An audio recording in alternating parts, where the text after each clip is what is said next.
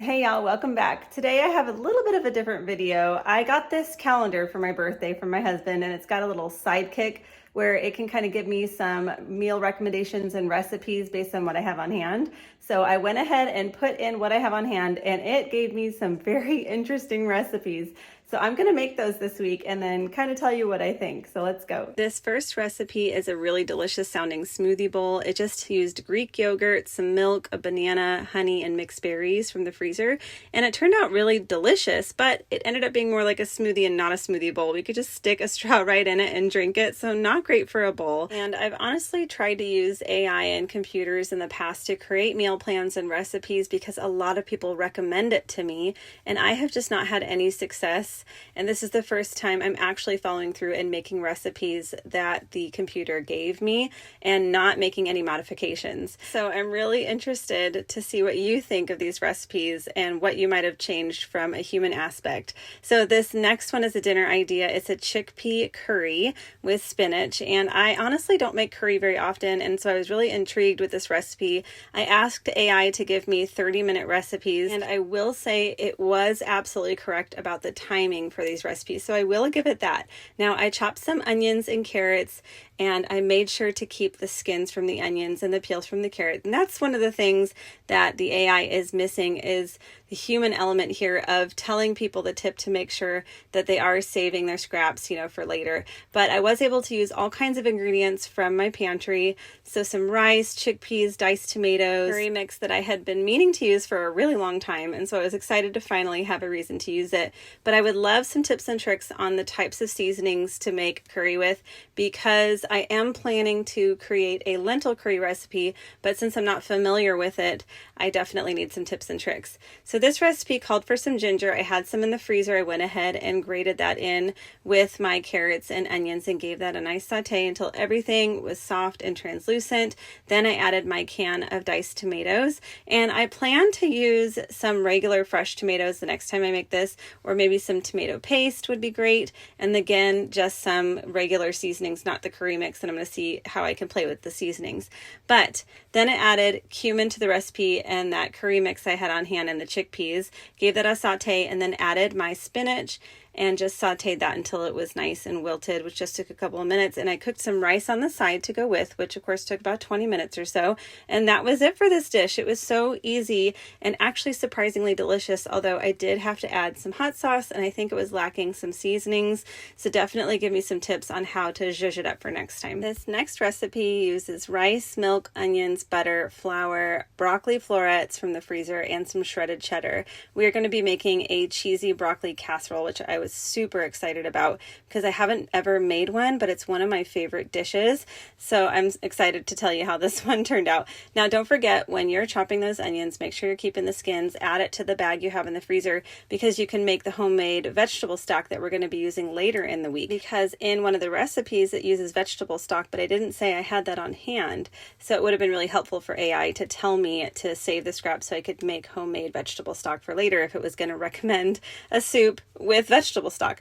But anyway, so I started the recipe here. I melted some butter in a large pan on medium heat and sauteed the diced onions until they were nice and soft and translucent, which is something that I always do for recipes when I'm making a roux, so I was very familiar with this. But I think if you weren't familiar with making a roux and sauteing onions and butter and doing all of these things, it might be a little bit confusing. It didn't have a lot of detail in the instructions. For instance, with the flour, you should cook the flour flavor out, which takes a couple minutes, and you want to see that flour turn a little bit golden brown to make sure that this dish doesn't taste like flour. And that's not something that was included in the instructions. Plus, adding all of the milk here, you want to make sure you do that slowly and stir it as you go to make sure you don't get lumps. And that's something that wasn't in the instructions as well. So I feel like having some experience in the kitchen definitely helps if we're relying on AI to give us recipes, because then we already know the missing elements. But if you're a beginner cook, this is going to be pretty difficult to follow these recipes. And once that roux was nice and thickened and cooked through and bubbly, we're going to add the cheese. And another tip I always give with people is to leave the cheese out for a few minutes to let it come up to a warmer temperature, because if you add cold cheese to a dish, it tends to not melt properly and you're going to end up getting something that's either broken or stringy or just not right. And so again, another element that I think a computer might not know. So adding the rice next, which I already cooked on the side, and then I added the frozen broccoli because again, I am not doing anything different than the recipe tells me, and that's what it told me. And then it told me to bake it. And I think that baking it was just a step that was kind of unnecessary because we didn't add cheese on top. So I felt like it was a little bit dried out after this, but my husband loved it. And of course, I had to add some hot sauce. And if you're curious if my kids liked it, they didn't, but they're super, super picky. And I think this one was just fine. It just was missing salt and pepper. Again, this recipe had almost no seasonings. The next night we're making vegetable barley soup, and it does call for 6 cups of vegetable broth, which I didn't have on hand. So I grabbed my scraps from the freezer, added those to my pot, and topped it with water. And then I'm just going to go ahead and simmer this for about 2 hours on low, partially covered, just to make my homemade veggie stock, and it's going to be super easy. And then I'm just going to go ahead and get started on chopping my veggies, so when it comes time to make dinner later on, I'm just able to kind of throw everything in. Now, I did have a zucchini from the garden. It did not call for zucchini, but I didn't want to waste this zucchini. I had no other use for it, and it was going to go bad, and I didn't want to just throw it in the freezer, so I'm going to go ahead and include it. Plus all the scraps there from the ends of the celery, the ends of the zucchini, those are going to go in the veggie stock too while that's working. And I'm just going to go ahead and slice up a few celery for celery stick snacks as well, and then chop up the rest for the soup. And this is, again, another thing that I just kind of add here and there for my meal plans, to always kind of bulk prep as much as you can while you're chopping, because you already have the cutting board out and the knife, so you might as well do all of the little extra things.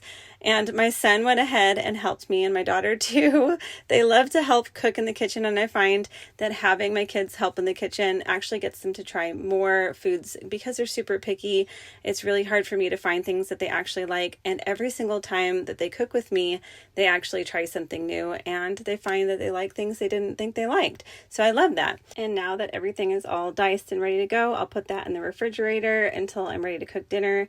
And the stock is finished. I'm just going to strain that out. Please make sure you put a bowl under the colander. I've seen several people just pour stock straight into the sink, so just be careful when you do that. And now I'm going to go ahead and start the soup.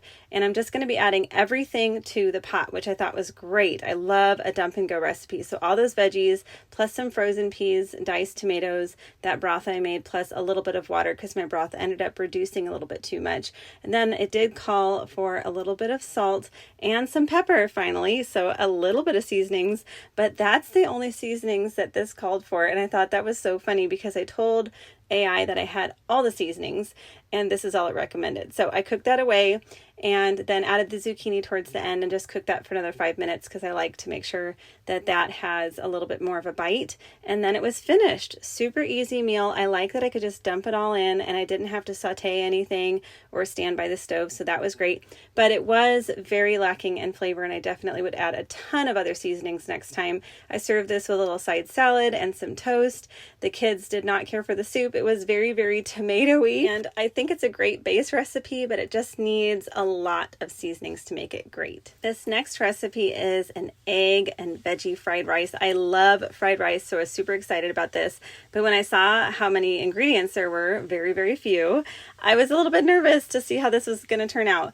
Now, I did cheat a little bit, and I made the rice ahead of time because I know chilled rice works better for fried rice, so that's the only thing that I did change for this. And I think if you're a beginner cook and you've never made this dish before, that would be something that the human element would add, is letting you know all those little tips and tricks on cooking the rice ahead of time, and that this is a great recipe for leftover rice.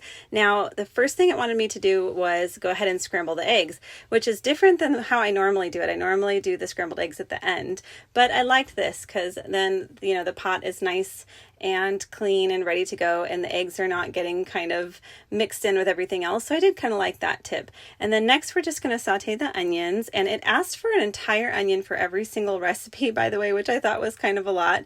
And then some frozen peas and frozen corn, which I normally use a frozen veggie mix for something like this, but this is great too. Frozen peas and corn, that works perfect for this. I just sauteed that until those were nice and cooked through. Then I added my cooked rice that I had already chilled from the fridge, I just added it straight there. And the only seasonings that it asked for was 2 tablespoons of soy sauce. And again, I was super nervous because there was nothing else added here, no salt, no pepper, no butter. And so it was very interesting how this turned out. I added the eggs back in towards the end and just gave that a toss and then served it up. And let me tell you, this one was surprising to me because it was really, really delicious. It was not lacking in flavor. I did add a little bit of butter at the end, a little bit of salt and pepper just to kind of finish it and make it a little bit more well-rounded. But it was very delicious and a perfect recipe for a beginner.